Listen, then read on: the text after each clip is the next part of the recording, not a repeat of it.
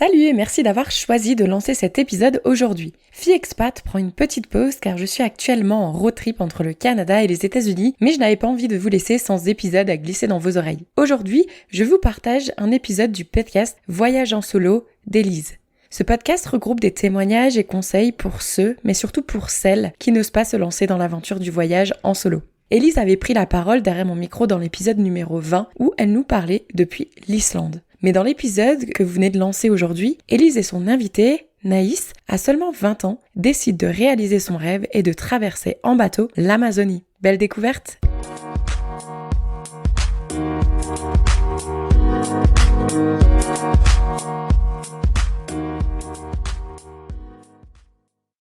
Coucou, bienvenue dans un nouvel épisode du podcast Voyage en solo, dans lequel Naïs nous explique comment elle a traversé l'Amazonie en bateau. Donc je vous laisse écouter cet épisode vraiment très intéressant.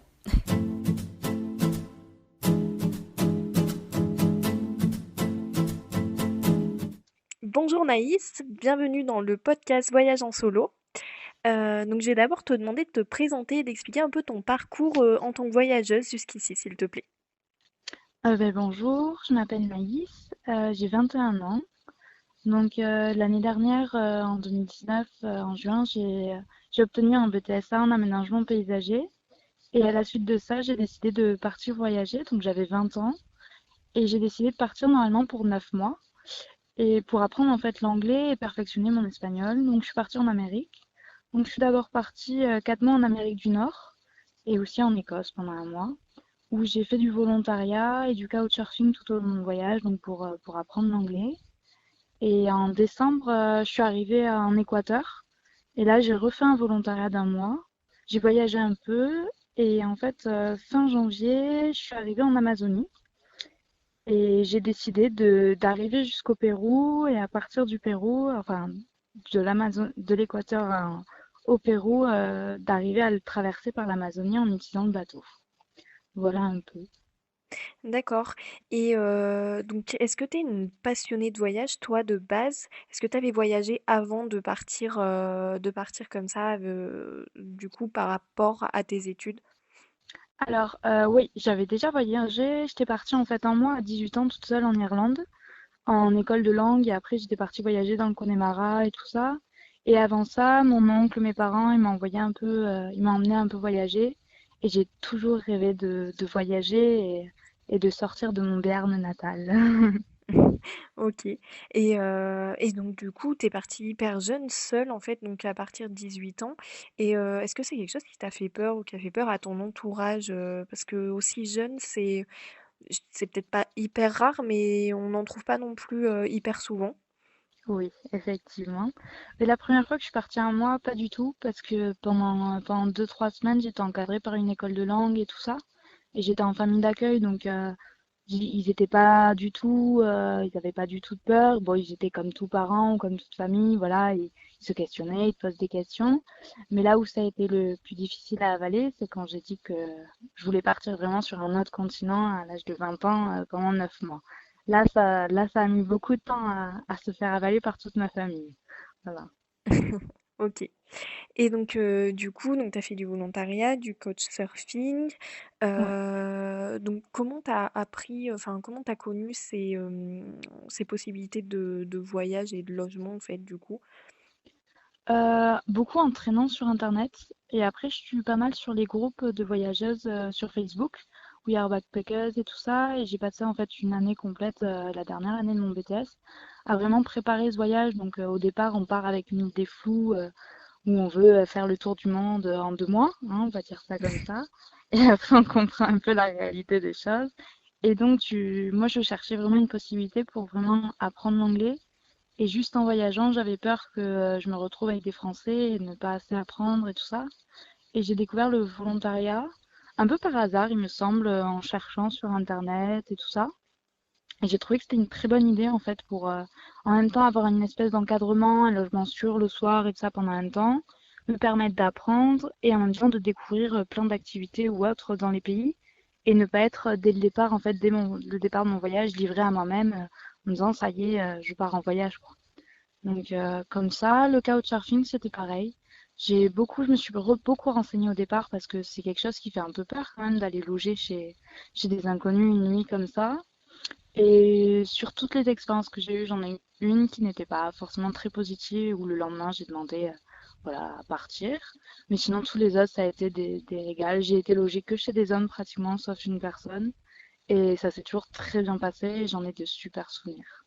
Voilà. D'accord. OK. Ouais, donc tu te renseignais quand même en amont, Ouais, ouais, mais c'est vrai que le volontariat, c'est quelque chose qui est pas mal, utilisé, en fait, par les personnes qui vont voyager. C'est aussi un moyen d'être logé et du coup, pour le budget, c'est peut-être un peu mieux aussi. Et ouais. donc, justement, en parlant de budget, donc tu jeune, t'es étudiante et en fait, comment tu t'y es prise, pour financer un peu tout ça? Parce que même si voyager, aujourd'hui, c'est moins cher qu'à l'époque, qu'à une période, ça reste quand même un budget. Donc, toi, en tant que jeune, comment tu t'y es Oui. prise?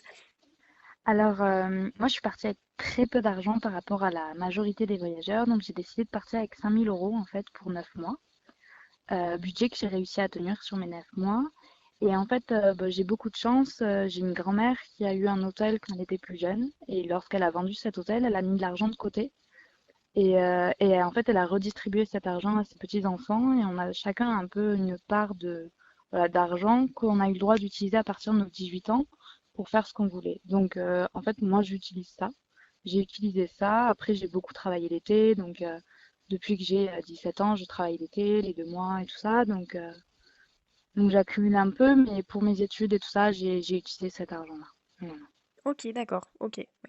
Ouais, Donc donc c'est, tu as aussi un peu travaillé à côté, ce qui te permet, ouais, voilà, de remplir un peu, OK. oui. Et donc du coup, tu as traversé la forêt amazonienne en bateau. Donc c'est quand même, une expérience assez, atypique et donc je voulais d'abord savoir pourquoi tu as fait ça?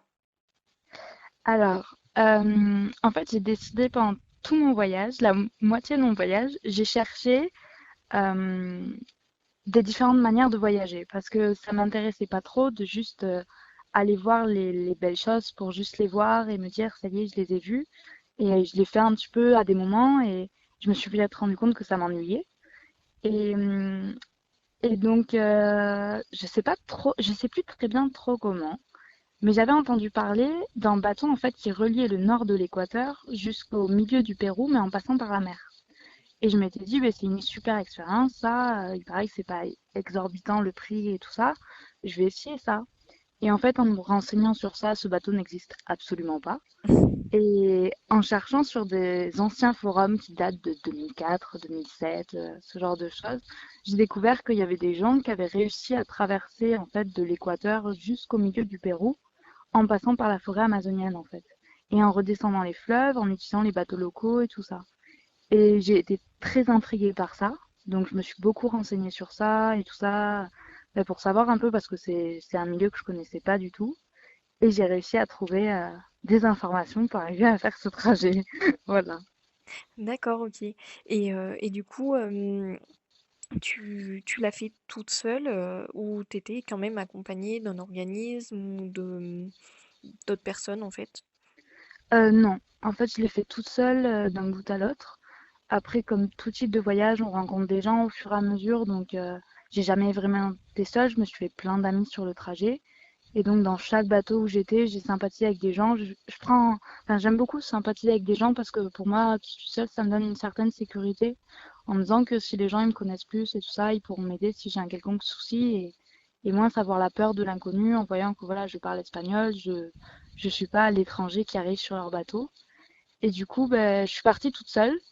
En fait, il y a très très très très peu d'informations sur Internet. Et je me suis plutôt dit que j'allais aller dans une ville qui s'appelle El Coca en Équateur, qui est dans le nord de l'Équateur, qui est un peu l'entrée dans la forêt amazonienne équatorienne. Et je me suis dit que là-bas, en fait, j'allais voir ce que les gens disaient, j'allais discuter avec les gens pour voir si ça se faisait ou si des gens faisaient, en fait, simplement. OK. Et du coup, comment tu t'y es prise pour louer un bateau? Enfin, t'as loué un bateau, comment ça s'est passé? Alors, j'ai pas loué un bateau. En fait, j'ai utilisé les bateaux de transport locaux et les bateaux de cargaison. Donc, sauf il y a rien qui va direct. En fait, d'abord, j'ai fait un trajet en voyant qu'il y avait un fleuve qui s'appelle le Rio Napo, qui descendait de El Coca jusqu'à Iquitos, qui est en Équateur, au Pérou, la plus grosse ville équatorienne péruvienne. Et donc, je me suis dit que si je prenais ce fleuve, il devait bien y avoir des bateaux qui les reliaient au fur et à mesure. Et donc, en fait, j'ai simplement pris des bateaux pour avancer de village en village. Donc, les premiers bateaux sont des bateaux de locaux, en fait, qui viennent dans la grosse ville pour venir chercher les principales denrées alimentaires ou venir en vendre et qui repartent après dans leur village qui sont, en fait, éparpillés tout le long du rio, du fleuve, en fait. Et donc, le bateau, il va s'arrêter, en fait, à tous les petits villages. Et au fur et à mesure de ça, après plusieurs heures, tu arrives à un autre village où là, tu interroges des gens pour avoir d'autres informations pour pouvoir aller au prochain village. Et au fur et à mesure de ça, tu avances, tu avances, tu avances. Voilà. D'accord, c'est une expérience, vraiment, typique des films, en fait. C'est, Un ça donne vraiment envie, ça a l'air hyper intéressant. Ça a dû t'ouvrir l'esprit, un truc de fou. Ouais. Et c'est surtout que c'était un rêve de petite fille de rentrer en Amazonie Mmh. enfin, de voir ça, quoi. Qu'est-ce qu'il y avait dedans, qu'est-ce que c'était. Et en fait, en traversant l'Amazonie comme ça, j'ai trouvé que c'était beaucoup plus petit que ce que ça paraissait. Bon, j'ai quand même passé un mois pour la traverser, mais en fait, j'ai trouvé que c'était très accessible par rapport à... Bon, après, très accessible, enfin, j'ai réussi à y aller, mais tout le monde, je pense, n'a pas la capacité physique ou autre pour y aller peut-être. Mais je m'attendais à quelque chose de tellement plus imprenable ou de pas pouvoir vraiment y aller. Une barrière végétale de plusieurs mètres où genre tu peux vraiment pas du tout pénétrer. Et non, c'est pas tout à fait ça quand même. Ouais, c'est vrai qu'on entend beaucoup parler de l'Amazonie, mais nous, en tant qu'occidentaux, comme ça, en France, on a du mal à voir comment c'est fait, en fait. Ouais, Et, euh, exactement. et du coup, donc c'est fait. Donc t'es passé dans les villages et tout. Et c'est fait comment? En fait, c'est un long fleuve qui traverse tout. Il y a des villages sur les bords. Comment c'est organisé tout ça? Alors, en fait, avant de partir pour ça, par le biais d'un ami, j'ai pu faire une immersion dans une communauté Guarani qui est en Équateur, à El Coca, avec un guide local. C'était du tourisme communautaire. Et donc, j'ai pu, en fait, pendant 5 jours, vraiment aller en Amazonie. J'ai vécu chez la tante de ce guide et tout ça pendant 5 jours où vraiment, voilà, on allait marcher en Amazonie. J'ai pu, en fait, vraiment voir ce que c'était la forêt. Parce que pendant tout mon trajet, après, en fait, j'étais sur un bateau, sur un fleuve. Donc, ce sont des fleuves. Le Rio Napo, il n'est pas extrêmement grand. Mais bon, ce sont des fleuves qui font quand même des centaines de mètres de large, ou avec des endroits où il y a tellement d'îles qu'en fait on voit même pas d'un bout à l'autre, on voit des îles. Et donc tu vois pas vraiment l'Amazonie, tu vois deux côtés où c'est vert, mais c'est tout ce que tu vois. Et donc tu vois vraiment en fait pas l'Amazonie et tu t'arrêtes après dans les villages qui sont, bon, en général, il y a pas de réseau internet, il y a pas de réseau téléphone, il y a pas tout ça. Et les villages, voilà, ils ont découpé un petit peu tout autour. Et donc, tu peux pas non plus rentrer dans la forêt. Tu rentres pas dans la forêt comme ça en claquant des doigts en disant allez, j'y vais. C'est pas, c'est pas hyper simple en fait. Et donc tu dormais sur le bateau dans les villages? Alors, en fait, j'ai divisé mon parcours en 2 fois. J'ai fait une première partie où je suis allée de El Coca à Iquitos, au Pérou. Et en fait, cette partie, c'était divisé en plusieurs bateaux. Donc, j'ai pris en tout sur cette partie, je crois, 5 bateaux. Ça allait de la barque avec simplement une barque avec un moteur, avec un monsieur et moi dessus, à un bateau beaucoup plus local où on était 30 sur la barque, des barques plus grandes du coup. Et du coup, dans cette partie-là, je dormais pas sur le bateau. En fait, je m'arrêtais dans les villages au fur et à mesure. Et dans tous les villages, il y a une espèce d'hostel, ce qu'ils appellent, c'est un logement pas cher, où il y a un lit dans une pièce, ce qui est largement suffisant, et dans lequel je dormais. Et après, il y a une deuxième partie qui a été complètement différente, où en fait, arrivé à Iquitos, j'avais le choix entre continuer en bateau ou prendre l'avion, parce qu'il n'y a aucune route terrestre qui arrive jusqu'à cette ville. Et là, j'ai décidé en fait de continuer en bateau le plus loin possible. Et donc là, j'avais le choix entre deux types de bateaux. Un qui allait dans Yurimagua, une ville qui était à juste 2 3 jours de bateau, et un autre qui allait à Pucallpa, qui est un temps entre 6 à 10 jours de bateau. Donc j'ai pris celui-là, Et celui-là, ce sont des cargos mixtes. Donc, tu as des étages où, en fait, tu as les gens qui logent. Et les gens, en fait, ils dorment dans des hamacs. Donc, tu apportes ton propre hamac et tu vas l'accrocher dans le cargo. Donc, en fait, c'est une immense plateforme où il y a des barres en métal accrochées sur le toit et où les gens, ils accrochent leur hamac dans tous les sens. Et au fur et à mesure du trajet, des 6 jours qu'il a duré, en fait, il y a de plus en plus de gens qui rentrent ou qui sortent. Et à la fin, on se retrouve à tous dormir les uns sur les autres dans des hamacs. Voilà. OK, d'accord. C'est une manière de se loger aussi, hein. Exactement, voilà. OK. Et du coup, ben, avec ces autres personnes qui venaient avec leur hamac, j'imagine que tu communiquais avec elles, que tu en as rencontré plein et que peut-être C'est ça, tu t'es lié d'amitié avec certains, peut-être. c'est ça. Exactement. Donc en fait, le trajet, en fait, on a eu des petits problèmes au départ. On a mis 2 jours avant de partir parce que ils attendaient des cargaisons et tout ça. Et après, ils se sont dit qu'ils allaient remorquer un autre bateau. Donc on allait partir, ça, là c'était sur le Rio Amazon, qu'on allait partir à 2 bateaux. Et là, les gens, ils ont commencé à se dire, mais si on remorque un bateau, on en a pour minimum 15 jours, qui était le cas. Et donc, il y a eu une petite révolte des passagers à l'intérieur du bateau. On nous a changé de bateau. Et on nous a donné un bateau qui était beaucoup plus rapide et où on a mis que 6 jours. Et en fait, pendant 6 jours, la première fois, tu installes ton hamac. Donc moi, j'ai essayé de l'installer à côté de femmes, de familles pour une certaine sécurité toujours. Bon, malheureusement, j'ai plein d'hommes qui se sont installés juste autour de moi parce que j'étais une Européenne seule. Mais bon, Mmh. entre-temps, après, il y a d'autres gens qui arrivent, donc il y a d'autres familles qui sont installées entre.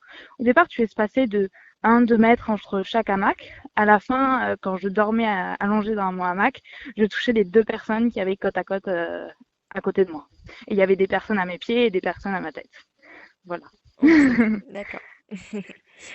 Et du coup, je me demande un peu combien ça coûte de traverser l'Amazonie de manière générale, de la façon dont tu l'as fait, en prenant un bateau comme ça. Enfin, chaque bateau, ouais, ça coûte à peu près combien?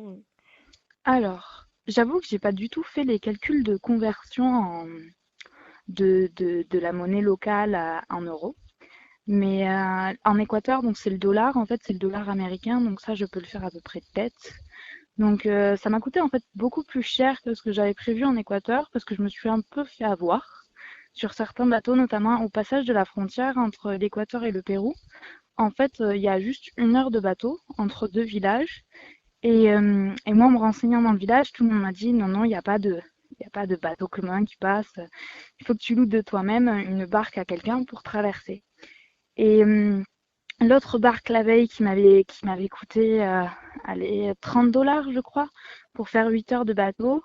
Celle-là, elle m'a coûté 70 dollars pour faire 1 heure de bateau. Donc là, déjà 30 plus 70, ça fait déjà 100 dollars. 100 dollars, ça fait à peu près du 90 euros. Et après, je crois que j'ai utilisé 3 autres bateaux avec une même compagnie. Enfin, c'était le même capitaine qui nous a suivis du début à la fin pendant du coup 3 jours à ce moment-là. Et celui-là, il nous a coûté 150 dollars. Donc, un coup pour la traversée de El Coca jusqu'à Iquitos, je pense que oui, j'en ai eu pour 250 dollars. 300 dollars si on compte tous les logements. Donc, ça m'a pris 2, 3 semaines, je crois, de la faire. Et donc, du coup, ça nous fait, oui, à peu près du 250 euros, 270 euros. En fait, c'est la deuxième partie de Iquitos à Pucallpa, qui a duré 6 jours sur le même bateau. Là, je l'ai payé en soles, qui est la monnaie locale du Pérou. Et là, j'ai rien payé. Enfin, j'ai payé 130 soles. Faut savoir qu'à peu près 1 euro, c'est 3 soles. Donc, 130 soles, ça va être quoi? 50 euros ou moins de ça. Et pendant 6 jours, tu es logé et nourri sur le bateau. Ah oui, Donc, donc tu as c'est les autre 3 repas et tout ça chose. pour rien du tout. Parce que Mhm. là, du coup, vu que l'Équateur, tu es avec le dollar, tout est beaucoup plus cher. Vu que tu C'est es sur ça. du dollar américain. Ouais, Voilà. donc en fait, ça dépend, ben, même si tu restes sur ce fleuve et dans l'Amazonie, ça dépend aussi du territoire sur lequel tu te trouves en fait. C'est ça.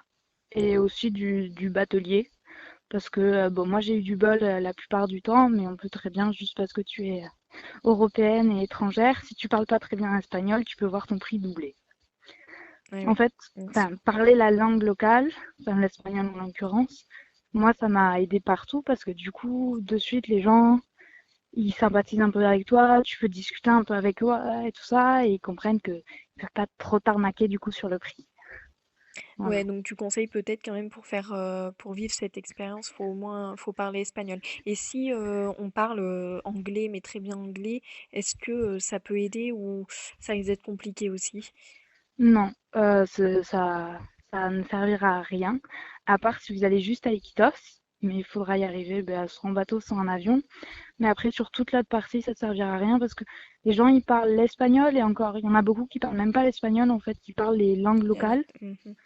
Donc déjà, après, ils ont un espagnol avec un accent. Normalement, je me débrouille plutôt bien, mais il y a des moments, ils ont des accents tellement forts que, par exemple, les grands-parents, on les comprend pas et c'est la petite fille qui va venir te parler, qui a 10 ans et qui va s'occuper de tout parce que sinon, ils savent que la grand-mère, tu la comprends pas, quoi. D'accord, ok. Voilà, Ouais, c'est un peu comme partout par rapport aux accents et aux c'est ça. dialectes et aux... Ouais. Ok, d'accord. Et donc par rapport au matériel que tu devais amener avec toi, donc j'imagine que tu avais du coup ton hamac et Ouais. le reste, comment tu t'organisais au niveau du matériel? En fait, moi, je suis partie avec un sac de 40 litres à peu près, un sac de randonnée. Du début à la fin de mon voyage, donc j'avais pris des habits pour supporter le moins 10 degrés au Canada et pour supporter le 40 degrés en Amazonie. Et à l'intérieur de mon sac, j'avais aussi un sac de couchage que j'ai eu du début à la fin, qui m'a été d'une grande utilité parce qu'en Amazonie, en fait, on pense qu'il fait très chaud. Donc oui, il fait très chaud la journée, mais le soir, il fait très froid. Et la nuit, il fait froid. Donc, en fait, le soir, je dormais dans mon duvet, qui est quand même un duvet 0, moins 10 degrés. Et il fait tellement humide parce qu'il pleut que du coup, tu as le froid sur toi, en fait. Donc, j'avais des habits pour tous les jours, un short, un t-shirt. Ça, il n'y a aucun problème avec le fait que tu découvres tes jambes ou tes épaules parce que eux-mêmes, ils sont en short, en t-shirt. Et après, ben voilà, la nuit, par contre, je rajoutais un pantalon, des grosses chaussettes, un pull, un deuxième pull, mon kawaii, Ah oui, voilà. d'accord. Ouais. Ah oui, rien à voir avec entre le jour et la nuit, du coup, c'est le cas de le dire. Non, rien à voir. Mais c'est Ok. surtout que l'humidité, en fait, elle donne vraiment très froid, pardon. Et après, sur le bateau, par exemple, sur le cargo, avec le vent qui s'insère dans le bateau, en fait, ça donne vraiment très froid.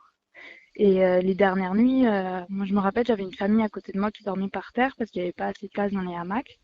Et je leur avais prêté en fait mon duvet parce que elles étaient juste en robe, elles avaient leur robe de tous les jours, elles dormaient avec ça.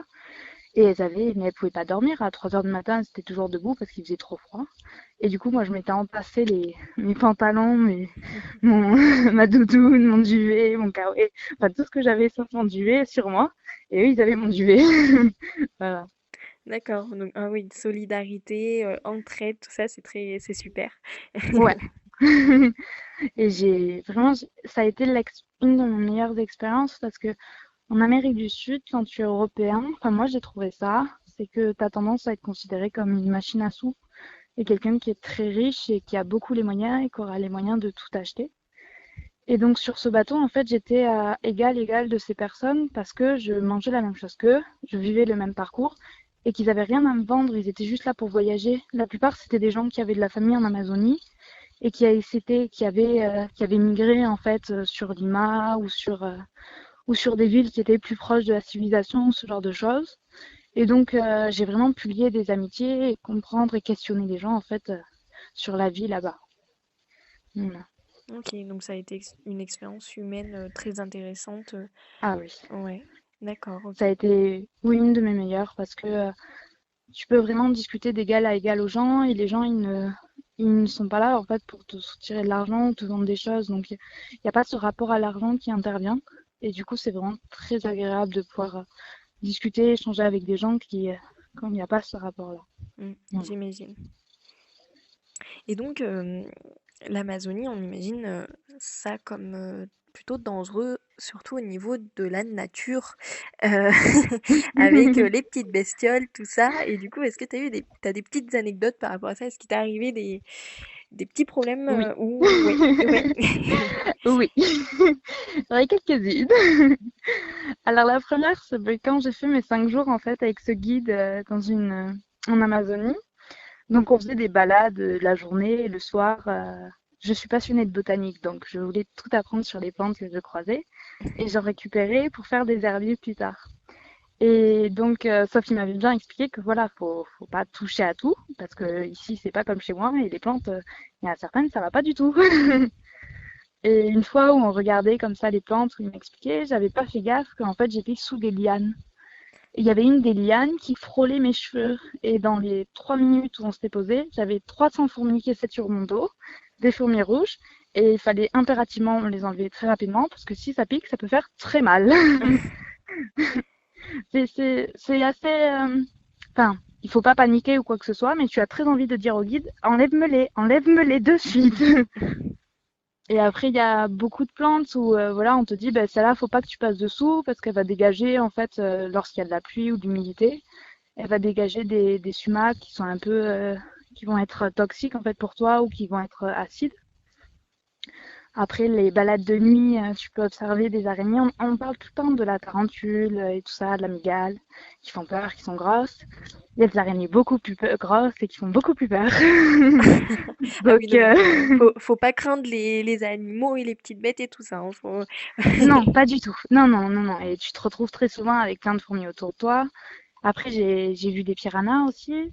Donc, effectivement, ça mange de la viande rouge. J'en ai pêché. Donc, tu mets un gros morceau de viande rouge au bout de ta canne, tu la plantes dans l'eau, tu bouges un peu, et là, t'as un piranha au bout. Hein.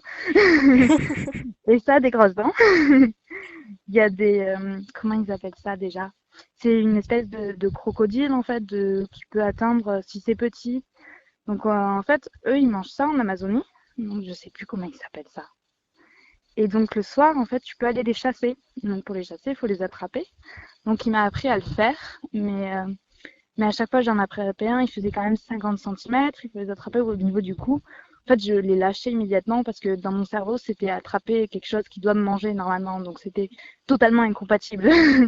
Sachant que quand ils sont grands, ils font 3 mètres de long, quoi. Tu peux les voir sur le bord quand tu descends, ils sont en train de bronzer sur une plage. Et que le soir, tu vas attraper le bébé qui fait quand même 50 centimètres et qui a une grosse mâchoire. Non, ça ne passe pas. Dans ma tête, en tout cas, ça ne passait pas. Et après, ah oui, j'en ai une dernière. Bon, ça fait pas mal, mais c'est très désagréable. On connaît tous je vais oublier le mot, bien sûr. Ces petites bestioles qu'on a en France aussi, qui sont dans des endroits insalubres et tout ça. Et donc, cette petite bestiole, en Amazonie, elle fait pas 2-3 millimètres. Elle fait plutôt 4-5 centimètres, en fait. Donc, c'est plutôt gros et c'est plein de maladies et c'est pas du tout, t'as pas du tout envie de t'en retrouver. Et à la fin du voyage en bateau, des 6 jours, en fait, j'étais en tongs toute la journée sur le bateau, et j'avais laissé mes chaussures au fond de mon sac. Et donc à la fin, je secoue mes chaussures, et je mets mon pied gentiment dans ma chaussure, et je me dis, c'est bizarre, il y a un truc au fond. Et bien effectivement, j'avais une colonie de sacs qui s'installait dans ma chaussure, et je les ai bien écrasés au milieu de ma chaussure. Et ils étaient au fond de mon sac pendant 6 jours. Donc voilà, c'est très agréable comme petite chose à retrouver dans ses affaires. Voilà, après, ouais. Ouais, ouais, effectivement, faut pas craindre les bestioles, les voilà. bestioles. Même moi qui ne crains pas trop, j'aurais du mal, je pense. Faudrait que je me prépare Voilà. en amont quand même. Voilà, moi j'ai pas peur de ça, j'ai pas du tout peur des insectes ou quoi que ce soit, mais j'avoue que là, dans certaines conditions où tu sais que voilà, il y a une fourmi qui fait 2 centimètres, tu es en train de l'observer et que si elle te pique ou qu'elle te touche, en fait là tu passes 3 jours au lit. Avec la fièvre? Ouais, en Ouais. fait c'est des fourmis qui sont plutôt larges, qui vivent dans un arbre qui est très gros lui aussi. Et les fourmis, elles font 2 centimètres à peu près de long, donc tu les vois bien, hein, t'as pas besoin d'une loupe. Et si elle te touche ou qu'elle te pique, en fait, c'est une fourmi tu vas avoir de la grosse fièvre pendant 3 jours et tu vas délirer dans ton lit. Donc, il m'a bien dit de ne pas les toucher, donc je ne les ai pas touchées. Hein. Ok, donc ça t'est Mais pas arrivé, ce genre de non. cette chose-là. Mais à savoir qu'il y a une autre fourmi comme ça qui est aussi grosse, qui est très dangereuse, qui dort sous terre, qui est individuelle, et que tu peux manger par contre. Voilà. OK. Mais il faut la cuire, faut manger le bout, faut manger dans un endroit particulier. Voilà, c'est plein de OK. techniques à connaître. Voilà, donc en fait, c'est vrai que, quand tu parles, on a l'impression quand même qu'il faut être avec, des locaux et pas mal communiquer avec eux pour savoir un peu ce qu'il faut faire et pas faire, parce qu'on peut vite se retrouver, dans l'embarras, j'ai l'impression. Exactement. Et OK. après, c'est de toute manière, on rentre dans la forêt avec des locaux parce que c'est, enfin, moi, j'ai pas vu à aucun moment, à part dans les petits villages au milieu de la forêt où effectivement je vois la forêt. Mais sinon, dans les villes, c'est tellement étendu, où la forêt elle est tellement loin, ça a été exploité sur les côtés que, où elle est de l'autre côté du fleuve. Donc en fait, tu t'y arrives pas à y aller tout seul, toi. Après, je pense que si tu te débrouilles bien, tu peux y arriver, mais si tu la cherches pas spécialement, absolument, tu la vois pas de ce Mmh. sens-là, quoi. Et la lisière est vraiment très imprenable, par contre. Il n'y a pas un chemin, tu rentres pas par la lisière. Quand tu es dessous, c'est comme nos forêts, donc tu y circules vraiment bien. Il n'y a pas beaucoup de plantes, en fait, au sol, parce qu'elles sont très hautes. Donc tu peux facilement, avec une petite machette quand même, y circuler.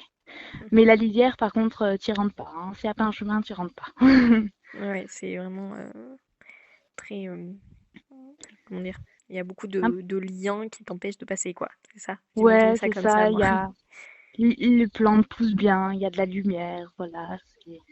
C'est un espace où tu ne rentres pas si facilement. Voilà. D'accord. OK, ben, super.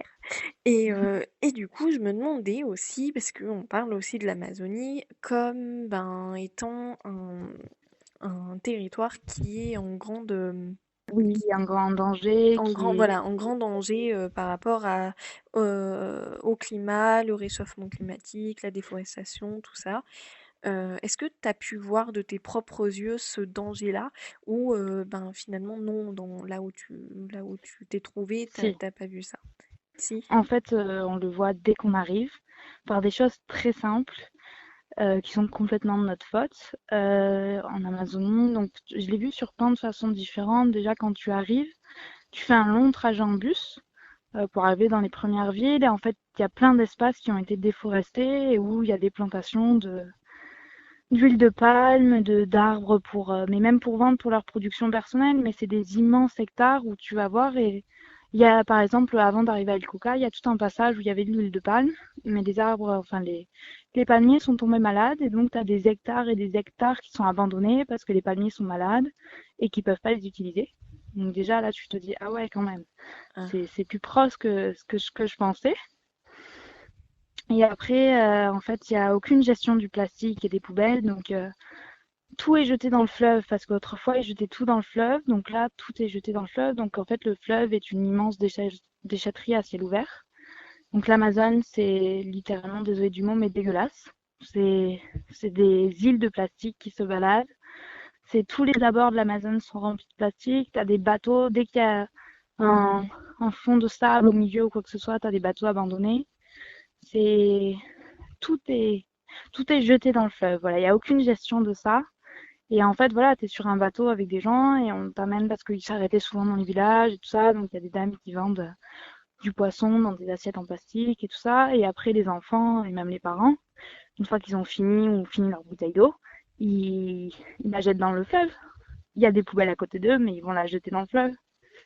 Toi, t'as pas le droit de dire quoi que ce soit, mais voilà, sur plein de choses comme ça. Et après, avant que je commence mon périple, quand je m'y renseignais encore, en fait, j'ai un ami d'un ami à mes parents qui est chaman, qui est devenu chaman au Pérou et qui a travaillé pas mal en fait en forêt amazonienne.